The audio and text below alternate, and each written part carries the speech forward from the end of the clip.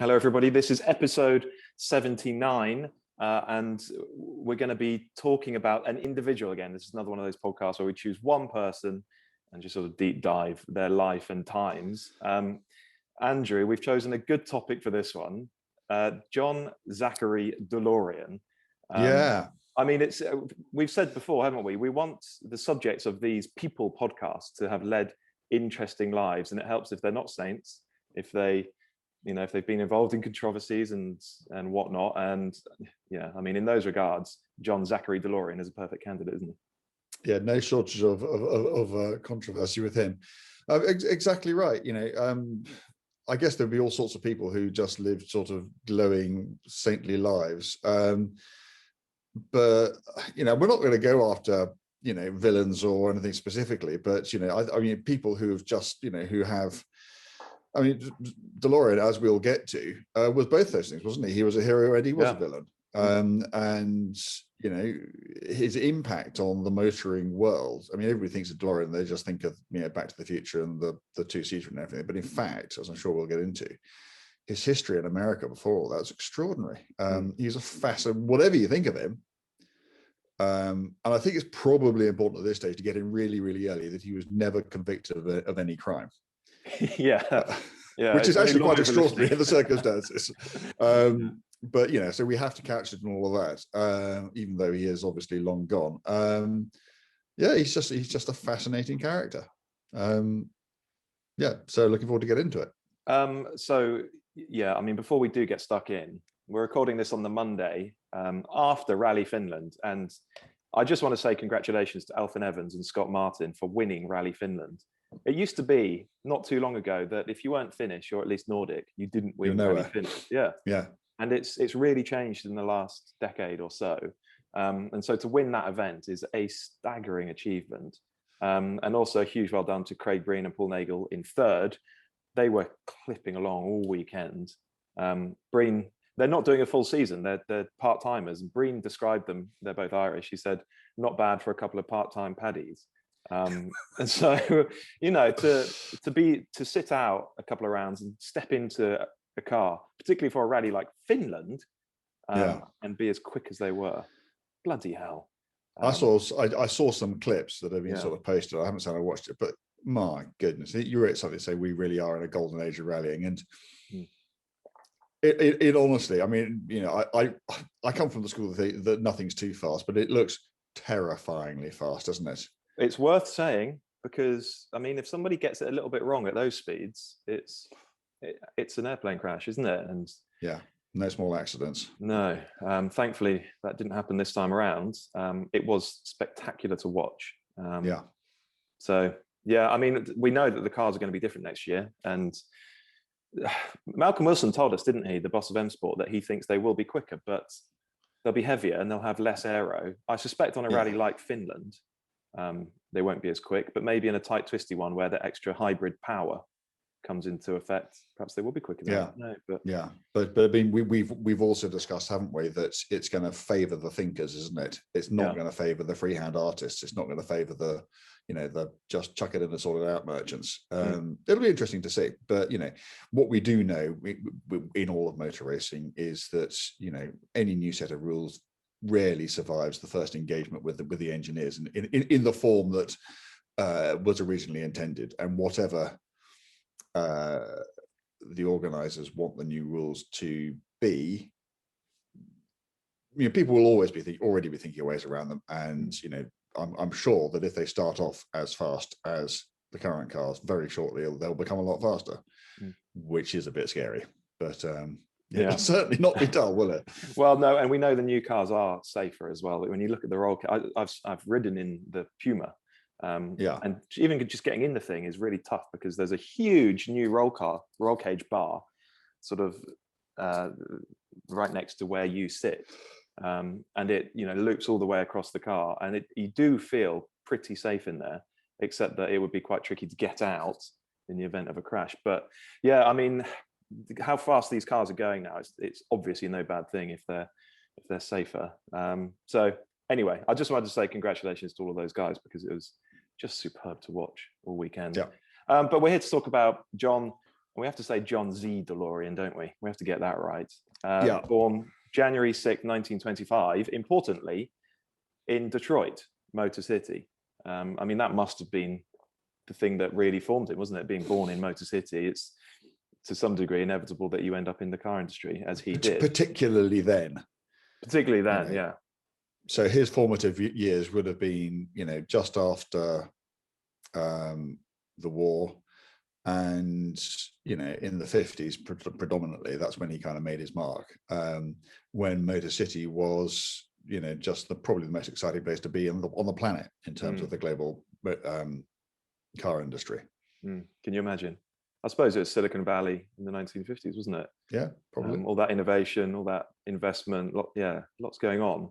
And so he went to university, then he did a post-grad course at the Chrysler Institute of Engineering, graduated in 1952. So, an amazing time, actually, only 7 years after the end of the Second World War. And he went straight into Chrysler's engineering team. And he was clearly a very bright prospect from day one. He was an engineer through and through, a proper engineer. I think that, absolutely. Do you know what? That actually gets lost, doesn't it? It wasn't until I watched something fairly recently that I realized he was an engineer. He wasn't a showman or a salesman. Or a crooked businessman. I mean, he probably was all of the above. But originally, he started off designing transmissions, didn't he? And he revolutionized. Whose was it? Was it Chrysler's? Yeah, I can't remember. I mean, there was some transmission that he just kind of looked at and said, "Well, we shouldn't do it this way. We're going to make this thing really, really, massively improve it in a very short period of time." So yeah, pure engineer through and through. And in fact, in later life, he used to lament the fact that the engineer to bean counter ratio had changed so much in favor of the bean counters. And he thought the motor industry would be a far better place if there were just more engineers in it, which is hard to argue with.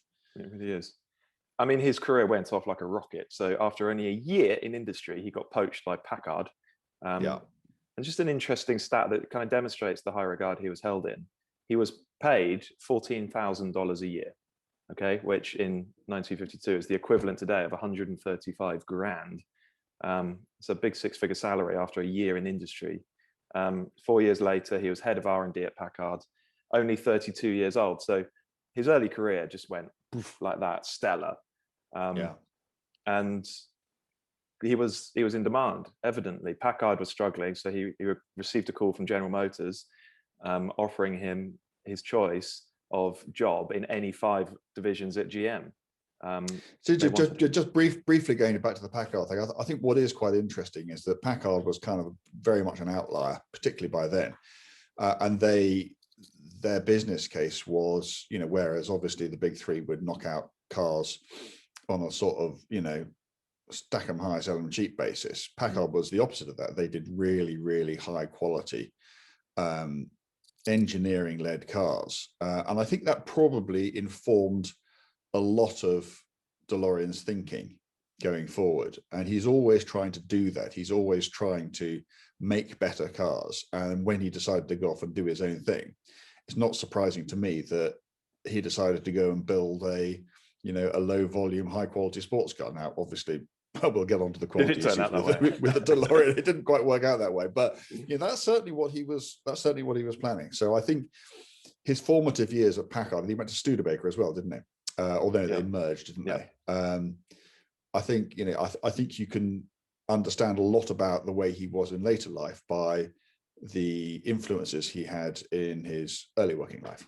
And then one of the first things that he did when he went to GM, and he took up a post at Pontiac, where he was assistant chief engineer. Now, Pontiac, it was perhaps an odd choice because at the time, I think it was a deeply unsexy brand, wasn't it? Yeah. It really wasn't the kind of car mark that if you love but cars. He soon changed that, didn't he? He soon changed that. And one of, if not the first things that he did, and he was responsible for this, the Pontiac GTO, a proper, copper bottoms icon of a car. And he dreamt it up. I mean, this is in the 60s in Detroit when the muscle car thing was just getting going, I suppose. But he was right there, ground floor, and he came up with the Pontiac GTO. I had no clue. So a lot of my research for this was actually just watching something on, I think it's on Netflix, Framing John DeLorean with Alec Baldwin. it's a bit sort of hammy in parts, but it's part documentary, part drama. But it gives you a real insight into who the bloke was and what he achieved in his early days, namely the GTO. Yeah. I mean, amazing that still such a young person could have that much influence at that higher level in an organization like GM. And you're absolutely right. He was one of the founding fathers of the American muscle cars. I mean, we think of obviously the Mustangs and Chevy Camaros and that sort of thing, but the Pontiac GTO was, I mean, it was the boss, wasn't it? And he was ballsy enough to use those 3 letters, wasn't he? Yeah. Which came straight from Ferrari. Yeah. And he was ballsy enough to go, this is how you should be thinking about this car. It's that kind of distance above everything else. And briefly it was. Lofty ambition. Love to drive. Never driven one. I haven't driven that many proper American muscle cars. Which is probably why we've never done a podcast on one, because I don't really feel that qualified to talk about them. I've driven Mustangs and Camaros and Chargers, so the really, really obvious ones. But something like a Plymouth Superbird or something like that, I just don't know enough about them. Haven't driven them, but maybe we should. Anyway, maybe we should, and the GTO is on that list, isn't it? Yeah, definitely. So the point being that he went into this very uncool car company, did something cool like the GTO, met massive resistance from within the company. That this isn't what Pontiac stands for, but it was a huge success, and it was really transformative for Pontiac. And his star at GM was just in the ascendancy after that. I mean, there are some interesting stats around how. Well, okay, so we'll come to that a little bit later. But at the age of 40, he'd been given Pontiac. He was the head of Pontiac, and the youngest ever division head at General Motors, just 40 years old. And he was starting to become that rarest of things, which is the celebrity car engineer or car executive. He was prominent in high society, who was dating models and actresses, married a couple, hanging out with celebrities.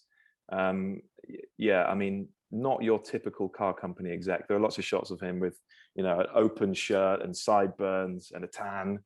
And he was just living that celebrity lifestyle. He was the kind of the prototype for guys like Bob Lutz and Lee Iacocca and that sort of thing, wasn't he? He was, when at a time when this is Motor City, when it's really roaring, it's swinging 60s, and if you're the boss of one of those car companies, you're held in the highest esteem, aren't you? And so quite soon after, before the end of the 60s, he's the head of Chevrolet, and he's earning mega money now. I mean, maybe we have to take these numbers with a pinch of salt. I think they've come from his book, so perhaps not. But his annual salary in 1969 was equivalent to $1.4 million, with bonuses up to another 2.8. So I heard that. I mean, I always thought it was, he was earning in modern terms, over $2 million a year. Yeah, staggering money, isn't it? Well, it is, yeah. But there are no shortage of people in those sorts of positions today who come on similar salaries. No. But I think, and again, because we're obviously warming up to, what happened to him, what ended his career. I think that the culture, the personality that he was, but also the culture of the organization that he was in, he must have got to a point where he thought he could do no wrong. I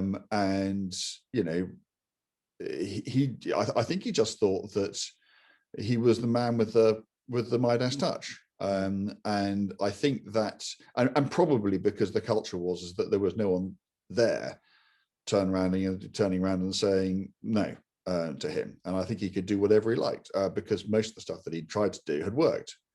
He'd been very good, hadn't he? He was streamlining Chevrolet, getting the production costs down and making the company profitable and everything else. So he turned it around. So, at that stage, you kind of think, well, there's nothing I can't do. Yeah, you probably buy into your own sort of media persona, don't you? You believe your own bullshit, don't you? Yeah. It happens.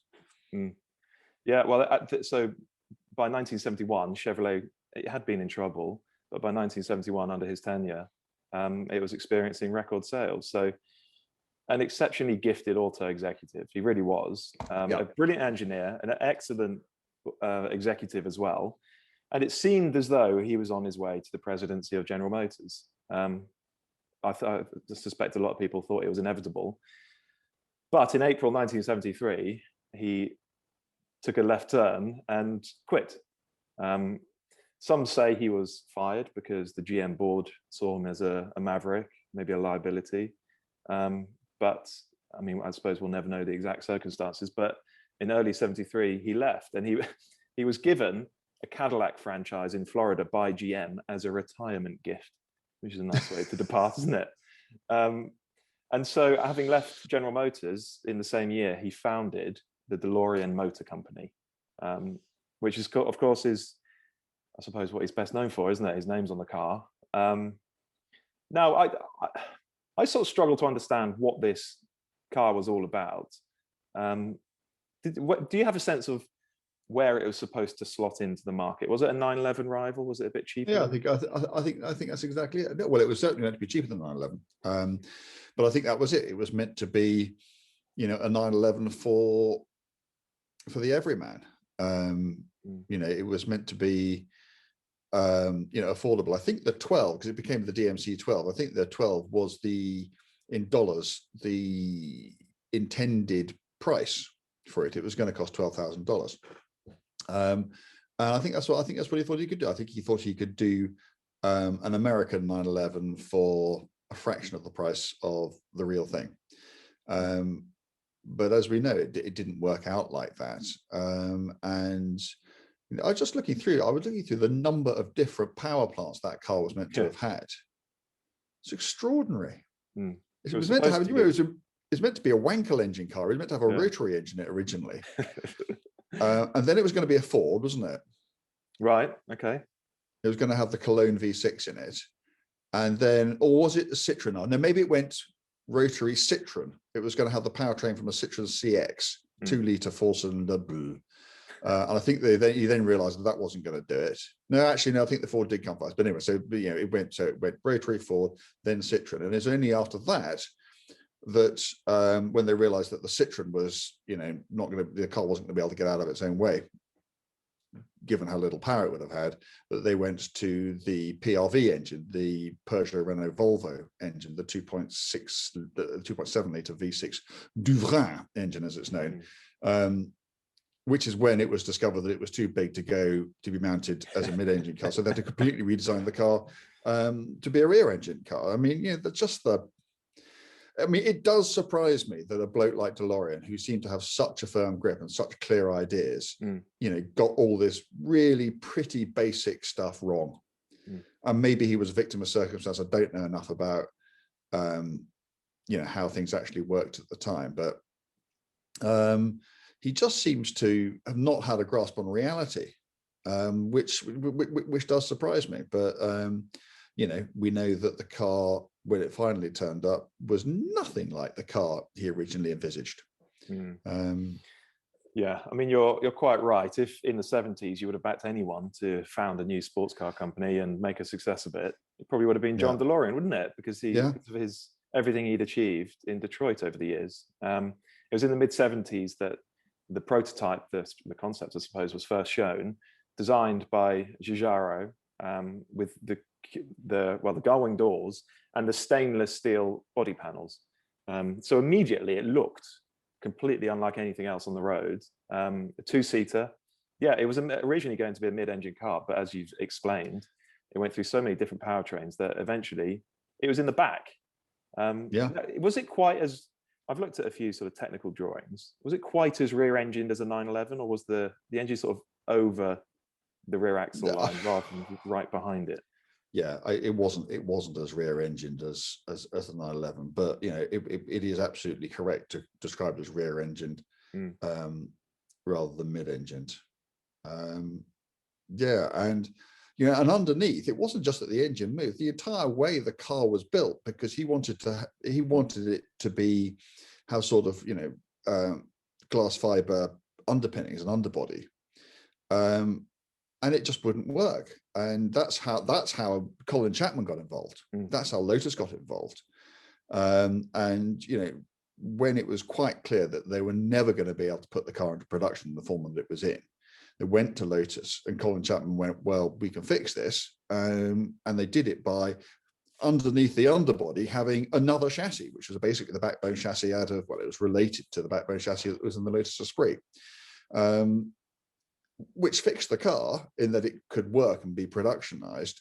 But it also made it massively heavier than, was originally envisaged. So, yeah, I mean, so many mistakes made, so many false dawns, so much time spent, so much weight added, so much money spent. It's perhaps not a great surprise that when the car was finally unveiled, it was, a bit of a mishmash. Yeah, quite different to the car he originally envisaged, I imagine. So it's just over 1,200 kilos, 130 horsepower, 153 pound for the torque. So we're not talking strong numbers, are we? Yeah, it wasn't. I can say just over 1,200 kilos. That doesn't sound like much these days. I mean, back then, a 911, which would have been the early 80s, a 911 SC, which had 2 more seats, would have been 1,100. So it's horsepower? Actually, yeah, with 200 horsepower. Well, or even back then, 1980. So in 1980, the SC came with 188 or 204 horsepower. So it's probably the middle one of those, probably about 188, but just a completely different level of performance. Yeah.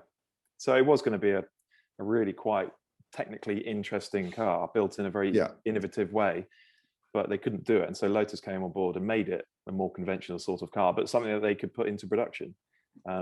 And it did take, from the company being founded to the car entering production, it did take 8 years. And with all those different powertrains, different chassis configurations and so on, you could just imagine DeLorean becoming increasingly frustrated and wound up with all these delays, all these technical difficulties. So it must have been a relief when, at long last, it did go into production.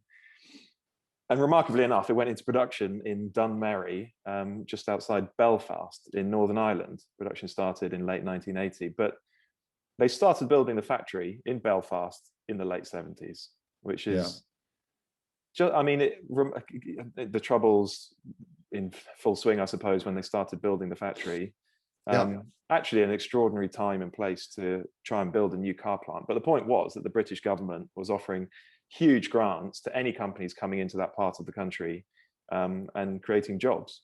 I mean, there was massive unemployment there. There was obviously terrible sectarian violence going on there. And the Labour government of the late 1970s, I think, thought that this was a way to help with those problems, to bring some genuine prosperity.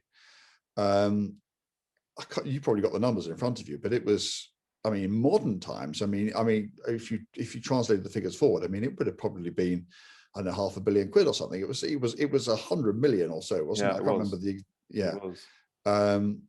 Because they didn't just, because he tried to go to other places, hasn't he? He'd gone to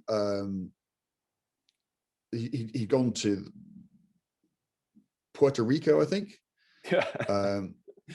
He'd gone to Ireland, not Northern Ireland, and they'd just gone, forget it. But the Brits said, bring it on. And they built a factory, they built a test track, they did the whole thing, didn't they? Yeah, huge investment. And probably on the back of his name and his achievements over in Detroit. I mean, but you'd think somebody would have had, if you'd been around back then and you'd been shown this car and you knew its gestation and you looked at the spec and you looked at the opposition, and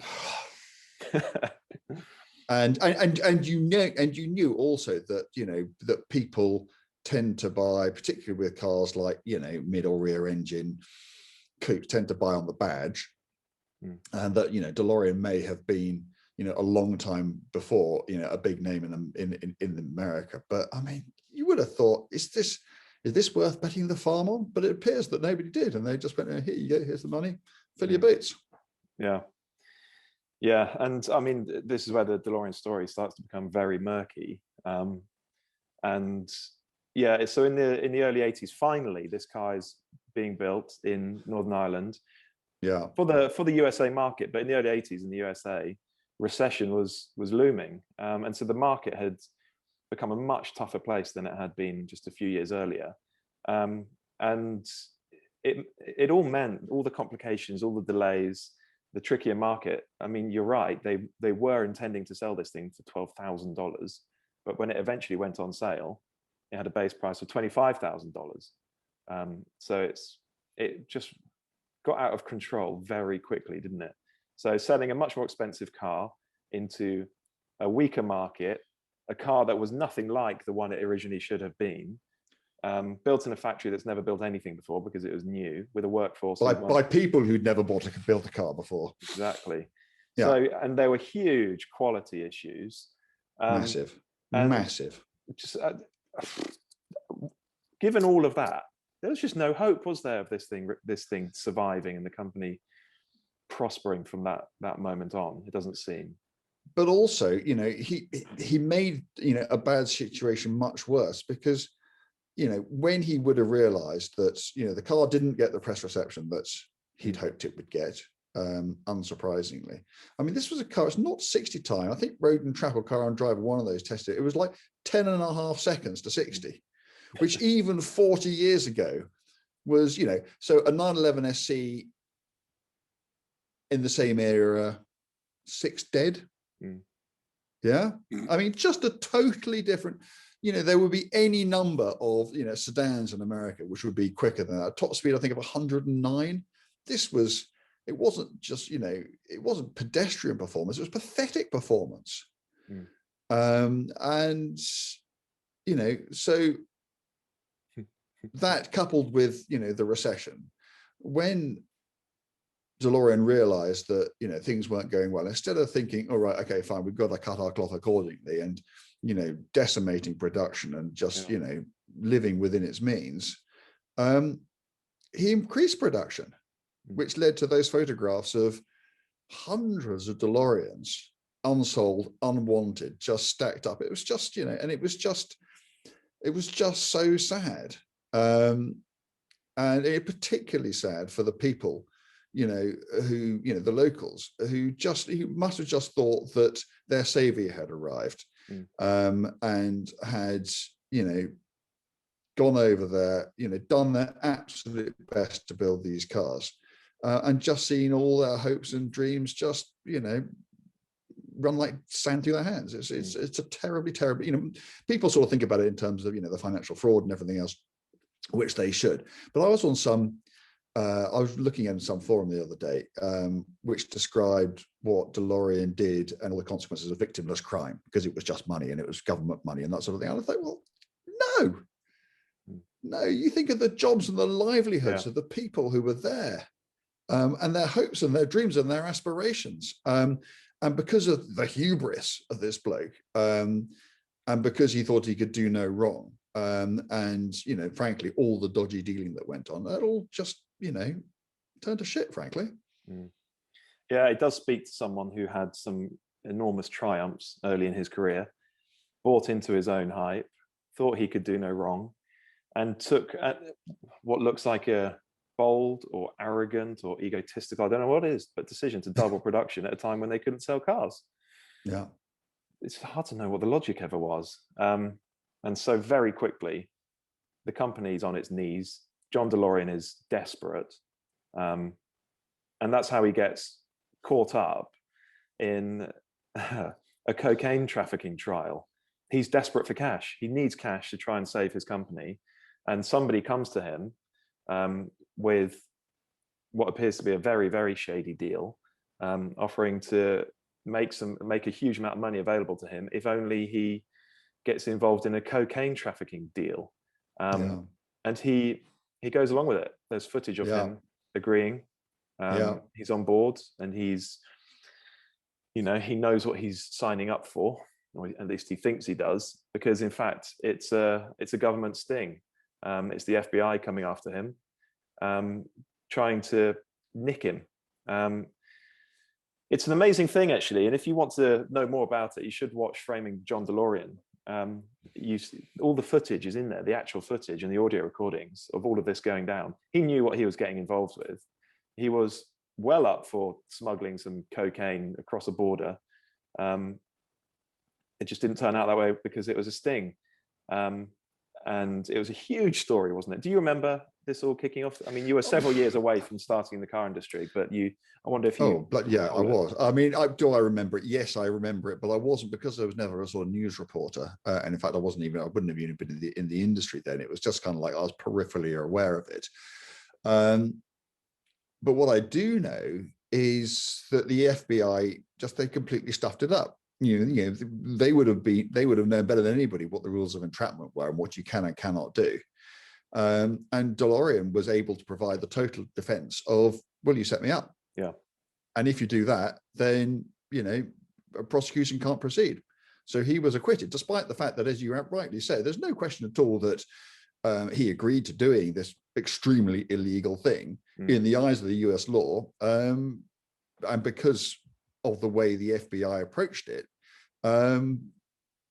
he got away with it, and he was completely acquitted of all charges, which, if you go and see what he had agreed to, seems remarkable. But they were idiots, and the law is the law, isn't it? Yeah, that's the way the law works. That's the way the courts work. So it's August 1984 that he was acquitted, but by then DeLorean Motor Company was bankrupt, and his reputation as a businessman was tarnished for good. I mean, wow, what a fall from grace that is. He was the star of the Detroit car manufacturing scene. He had the bravery to go off and do something on his own, and it just unraveled in no time at all until he found himself in a cocaine trafficking trial. But it wasn't the only enormous controversy. It wasn't the only trial that he found himself implicated in, because there was a fraud trial, a tax evasion trial. I mean, lots of that. Now, you might have to let me know about this, but was it the government money that a chunk of went missing? Yeah, I mean, so this was money which was meant to have been paid to Lotus for the development of the car. And it was paid through a Swiss holding company. This is just my memory of it, which may be faulty, but I think it was paid through a Swiss holding company and then just never turned up. And the accusation was that the money, in fact, was diverted through some other strange financial mechanism, company, offshore, whatever, to three people: to Lotus's accountant, Fred Bushell, to John DeLorean himself, and none other than Colin Chapman. And yeah, I mean, I think the thing is another thing that DeLorean got wrong was he'd obviously, he'd built his factory and done everything else, on the back of money that was provided by a Labour government in the late 1970s, wishing to see redevelopment of that area, and I think probably didn't do sufficient due diligence to make sure that was actually a good idea. By the time all this kicks off, there's a Thatcher government in power, which is probably thinking an awful lot more harder about, whether money is being well spent and where it's going. And I think he thought, well, the British government had always just taken his word for stuff in the past, and they would do it in the future, and they didn't. They hunted him down. Now, by this stage, he was back in America, and they couldn't extradite him, so he never stood charges for that. Colin Chapman died. Yeah. 82. So he never stood charged for anything. And Fred Bushell went to prison for 3 years. And I knew of Fred Bushell. I don't think I ever met him. But I was very much in the industry then. And I can remember going to prison. And I can remember at the time, the view was that he was banged to rights, but no more so, and probably less so than the other people who were involved. And that he was, wasn't the fall guy for him, because he was definitely guilty. I mean, he pleaded guilty. There was no attempt to mount any kind of defense. But he took the rap for the crimes of both himself and others. It was $8.5 million that went missing in the 80s. Huge sum of money today. Yeah. I mean, people do think that Colin Chapman would have been implicated in all of this, and perhaps his reputation would have been quite different had he not died in December 82. But I mean, we have to say, though, again, that DeLorean was acquitted of all charges. Was he acquitted, or was he just not, or were they unable to charge him because they couldn't get him to the UK? I don't know. What I read is that he was acquitted of all charges, but perhaps that's a technicality. Perhaps it's the same thing. I thought he couldn't be extradited, so charges were never brought, but I might be wrong. So he was never found but guilty. Either way, he certainly wasn't convicted of anything. Yeah. So he's that's the story of John DeLorean, isn't it? A stellar early career as a car engineer and executive, goes off to create his own sports car company, something that he envisaged being a very innovative, pioneering sports car. Turns out it's not that simple. The economy tanks. He builds a factory in Northern Ireland. The car turns out nothing like he wanted it to. And he becomes so desperate that he's involved in drug trafficking and fraud. Yeah, it's just a hell of a fall from grace in not a particularly great period of time. And yeah, I mean, he lived away the rest of his life in a very small condo, having lived for several decades in the lap of luxury in enormous houses. Yeah, Concord everywhere. Everywhere. That was the other thing, and I think that's what really cheesed off the government, was that he had been living high on the hog when his company was going under. It was always the most expensive hotels. It was always Concord, and this, frankly, was British taxpayers' money that he was spending. Are you going to ask me if I've ever driven one? Yes, I am going to. I should just to sort of wind up on John DeLorean himself. So he died March 19th, 2005. And according to his family and people who knew him, till the very end, he was talking to backers, investors, other people about his next car project. So right to the end, he was trying to get something else off the ground. But yeah, I mean, we have to talk about, you've visited the DeLorean factory just outside Belfast. You've driven a DeLorean. So yes. Can we talk about the factory first? Well, we can. I mean, I visited the factory. I couldn't get into it because it was all barriered up. But I mean, it was a state-of-the-art factory when it was built in the very early 1980s. It struck me as being very large. I mean, I think they only produced 9,000 cars in that couple of years. I mean, but I think the capacity, I think it was designed for a capacity of producing about 15,000 cars a year.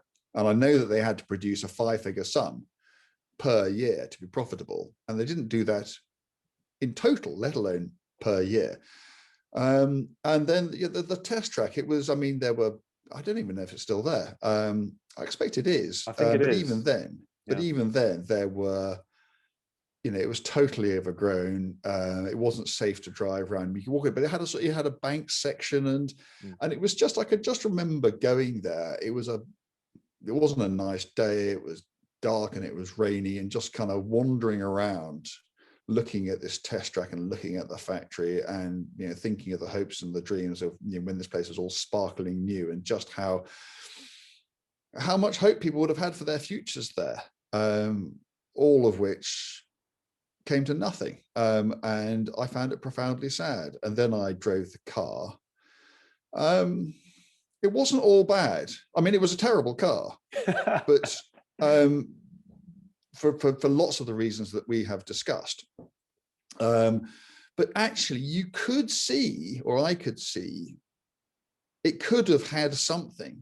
If it had had a bit more power, if it had a bit less weight, if they built it properly.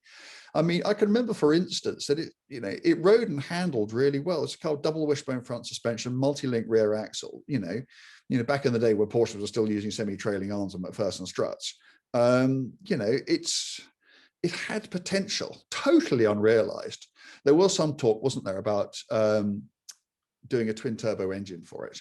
I mean, that engine did go on to produce, decent horsepower in, Alpines and that sort of thing, with turbochargers attached. And, what if? But, the car, even once Chapman had to completely re-engineer it, the car had the potential to be okay. I'm not sure it would ever have really troubled the 911. But when I drove it, it was just so slow. And I can remember the gear change was terrible and the engine was arthritic. And you just sat there thinking, really? This is really what they thought was the standard? And it's astonishing, really, because it was The sadness is it wasn't just a bad car. It was a bad car that you could see how it could have been at least decent, but it never got anywhere near it. So I was quite happy to hand it back and try not to think about it again. And of course, once all the Back to the Future nonsense happened, the company was shut. It was all over. That was an entirely retrospective thing. So that arrived far too late. And I wonder now, if it hadn't been for those films, if anybody would remember DeLorean. I mean, I read somewhere that like of the 9,000 odd cars they built, like 6,500 still on the road. But I think, frankly, we should thank Marty McFly more than John DeLorean for that. Because without that legacy, I think it would be a completely forgotten thing. I don't think that we'd be having this conversation with people going, oh yeah, there was something called a DeLorean, wasn't there? But as it is, it's kind of front and center in our minds. But that had nothing to do with DeLorean or the factory or the car.